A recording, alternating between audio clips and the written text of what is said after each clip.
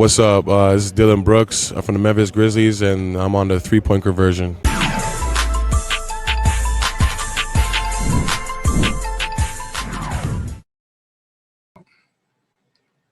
Joe Barton. So obviously Trae couldn't go tonight, and it sounds like he's not feeling well on that. What do you think for him for Game 5? I don't know. It was the report was just tonight he's out. He didn't feel comfortable enough to put pressure on his foot tonight. So I'll get a report tomorrow, and I'm sure it'll be a game time decision. So this is going to sound like I'm trying to blame this on Trae, and I'm not. But the ball, you mentioned already, the ball really was moving more tonight than it has in the series. What was the discussion coming into this game about moving it, and did it have to do did the ball movement have anything to do with, I guess, trying to compensate for Trae being out? Well, we play a different style of basketball. Trae does a great job of initiating offense for us when he's in the game. When we go to our second unit, we have to play a different style of basketball. And that's been good for us. Tonight, without Trae, we had to do some different things. We got some good ball movement, and our guys were able to make them defend. We did a good job of taking care of the basketball. Only 11 turnovers. Tonight they scored only 4 points off of our turnovers. I didn't think that we had too many possessions where we settled. We made them play from side to side, got good ball movement, really established a rhythm and was able to knock down some shots. And with that, we was able to keep our floor balanced so that we could get back in transition. Then with Lou, was there anything that you had to do to kind of lessen the blow on him when he was traded here? No. Basically, I talked to Lou. I knew what Lou would bring, and we all did. We knew that his ability to score and come off the bench and be productive. Basically, I talked to him about the role that Rondo was playing when he came here, and that was a role of mentoring Trae. And he understood that role. He accepted that role. He knew that, Trae is the future of this organization. He's coming in to back him up, and he's done a great job of mentoring Trae, talking about, different situations, how to manage a game, different things that he can do. His minutes was really cut coming here. He was a 20-plus minute guy, and he only has about 15, 10 to 15 minutes behind Trae. So he really sacrificed that role to help this team, and he's done a great job for us. Sherrod Blakely. Yeah, Coach, when Giannis went out, you guys were out by 10, and often when the best player on the opposing team goes out there, sometimes teams take a deep breath and kind of relax, but you guys did. You guys were actually able to just continue to forge ahead and increasingly speak to what your team allows them to be able to do that and do it relatively consistently, not kind of continue to put off the gas. Right. Yeah, but we condition ourselves to play that way. That's still a good team. They are a really good team. Still have really solid players, Drew and Middleton and Lopez, Pat, all of those guys over there. I mean, that's a good team. So no, there was no way we were going to relax. We knew we had to put together a 48-minute game. And I thought our guys did a good job of really just keeping the pressure on defensively. We were forcing misses and was able to get out into transition because of the good ball movement. We got into a rhythm offensively, was knocking down shots, and was able to stretch that lead, at that time. And those are things that you want to do when when something like that happens, you want to try to take advantage of that. And I thought our guys, stayed focused on what we needed to do, and they executed well. Are there one or two, just one quick follow-up, are there one or two things that allow players to make that pivot when their role changes? Like when Trae's out, everyone's role is modified somewhat. What's the key to guys having the mindset to be successful in these different roles?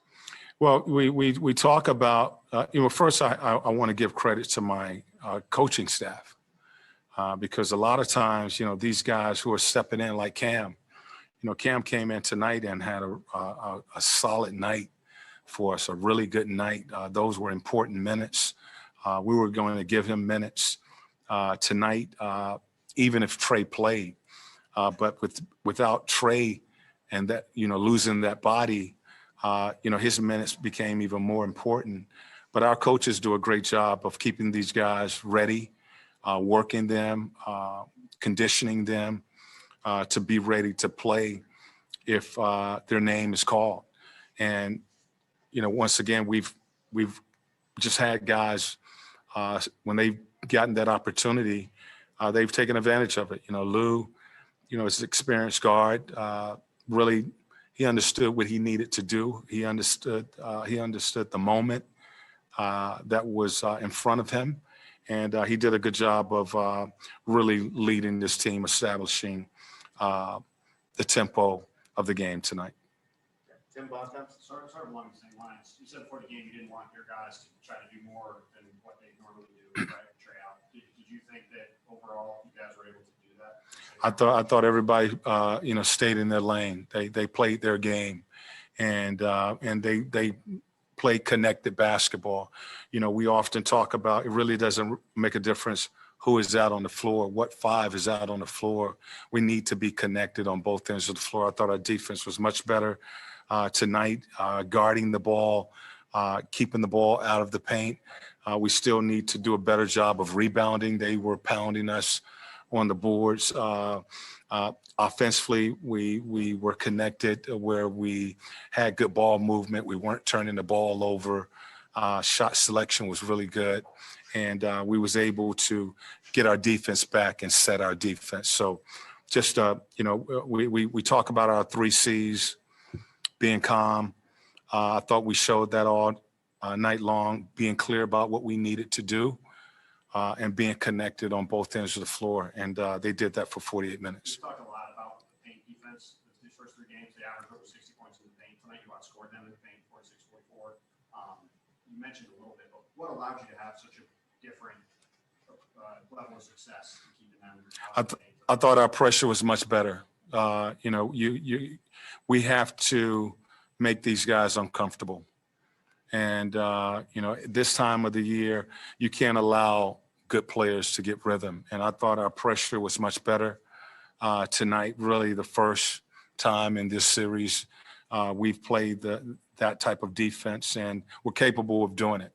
And I thought tonight we established our defense, and our offense seemed to find its rhythm. All right, Sarah Spencer. Nate, what stood out to you about what Cam brought on the defensive end for you guys tonight? And do you envision, if his body handled, tonight well, do you envision maybe a bigger role for him moving forward in the series? Yeah, well, I mean, he has length, and he takes pride in defending. He's one of the few guys in this league that actually, that's his game. That's where he draws his energy from. It's not so much the offensive end of the floor. He comes out from the start wanting to play defense. And, tonight he had a couple of matchups that we wanted to get him on a few of their guys, of course, Middleton and Drew, try to get some length on those 2 guys. And, I thought he did a solid job, his first time really playing in a long time, just making them work to score over the top. But he brings length, his ability to guard a guard as well as a forward, just gave us an extra body that we could put out there, especially with our second unit, with with most of our guys being in that first unit, it was good to have Cam coming off the bench along with KD tonight. As far as being more in the rotation, will it just depend on how his body feels? Yeah, but basically I will get a report, basically, how Cam is feeling, and he's on a minute restriction, and if he comes out of this okay tomorrow, and they may increase his minutes, but I'll get that information on the day of the game. I have one more quick one. Just how good was it to see shots fall for Bogey? I know you've spoken about how even when shots weren't falling, he was still pushing through that injury to give you guys time that you needed from him. How good was it to see maybe a little bit of payoff for him tonight? Well, Bogey is basically an example of this team. They just keep fighting. There's a lot of guys with some tweaks and some injuries and, playing in some pain. And, his shot hasn't been falling the last few games, and he stayed with it, but we believe that the next shot is going in. And, I thought he took some good shots tonight. He didn't settle. I thought he got aggressive, tried to get to the basket, and the ball was falling for him tonight. So we didn't lose confidence in him. We believe that, the shots that he takes are going to go in. He's an elite shooter in this league, and it was good to see that ball go down for him. We'll go to Zoom now and start with Chris Kirshner. Hey, Nate, since you've taken over the messaging from yourself to believe, when Trae goes down with an injury, what do you say to Jeff Schultz. what happened? I don't hear anything. Can you hear me? Hey, Coach, can you hear us? Jeff, can you try that again? Chris, why don't you try first? Can you hear me? Yes. Since you've taken over, your messaging to the team has been to believe. When Trae goes down and is ruled out prior to the game, what do you say to this group to make them believe that they can win without obviously the best player? Well, we continue to believe. And, what I said to the team was we've been here before where we've lost players on the day of a game. We've had a lot of our starters out throughout this season, and we continue to, basically play next man up role. And the next man up for us they've been able to take advantage of that opportunity and give us good production, and we've been able to win games. And this has been going on throughout the season.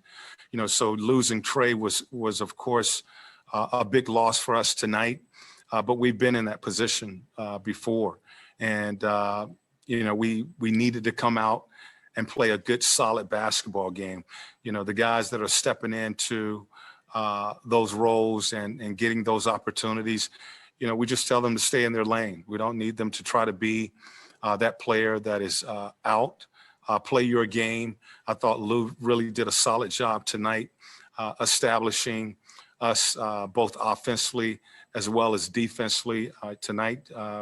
We had really good ball movement, 26 assists with this group tonight, only 11 turnovers. And it started on the defensive end of the floor. But Lou is a veteran, and he got the nod right before the game. He didn't know this morning that he would be starting. He knew that probably was an opportunity, but he really didn't know until we got the call, from the trainer that Trae would not be able to go. He's a pro. He's been really good for us all season long, playing that backup role, but in a starting role tonight, I thought he was just solid, establishing us out there tonight against Milwaukee. I also wanted to go back to Bogey for a second. So the other night you said that you trusted that the shots were going to fall for him. Obviously what we were seeing is he was struggling with his 3-point shot. So what made you believe that, those shots were going to fall for him? Like, what did you see from him specifically to make you believe that? He's a great shooter. And, there's sometimes, guys lose their rhythm. We know that he's battling some injuries and he doesn't really have his balance, out there, or he hasn't had his balance out there on the floor. And it's difficult to shoot and to play when you're playing on one leg almost. And this kid just continues to fight through it. We believe in him. We needed him. We needed his body out on the floor because we just was limited with the bodies that we had. And he fought through it. He continued to give us everything that he had. And, tonight it was good to see that ball fall for him. I believe, even on one leg, if this guy gets an open look, he's going to knock those shots down. And tonight they were falling for him. Got time for just 3 more. They will come from Jeff Schultz, Steve Hummer, and Mark Schwartz. Nate, I know as a coach, you always have to be prepared for different scenarios. When did you first have a feeling that you might have to go without Trae tonight? I mean, basically, I went all the way up until just a few moments before I went into the locker room. Trae came in and he went through his workout and just didn't feel good enough. So I was waiting on that, and he came up. We talked, and so basically, probably an hour before the game is when I got the call that Trae wouldn't be able to go, and I had to let Lou know that he would be starting tonight, and KD would be backing him up. And then when you delivered the news to the locker room, or the news got into the locker room, did you hear anything? What was the initial reaction from players as far as you could tell? I think by the time I got to the locker room and we went into our pregame meeting, I'm sure guys knew about it. I did announce that because it was the first time that I was meeting with the team, that Trae was out officially and that Lou would be starting tonight. But as I said to them, we've been here before where we've had guys have injuries and they can't play, and another guy has to step up and fill in for that guy. And so it wasn't something that we hadn't seen. Of course, Trae does a lot for us, and he's a big part of what we like to do. But these guys have just been playing solid team basketball, regardless of who is out on the floor. And they continue to just give themselves a chance to win ball games. Steve Hummer. Yeah, Nate, in the absence of Trae, how important was this team's ability to initiate offense from many different quarters, not just Lou, but Herter did it, Bogey did it, even John Collins saw him throw an alley-oop pass rather than finish one. Where's that versatility? How did that play tonight, you think? Well, that's the connection we talk about having out there, where we are connected out on the floor and we're playing as a fist, a tight fist. And that's execution. Again, all of these guys are capable of playing.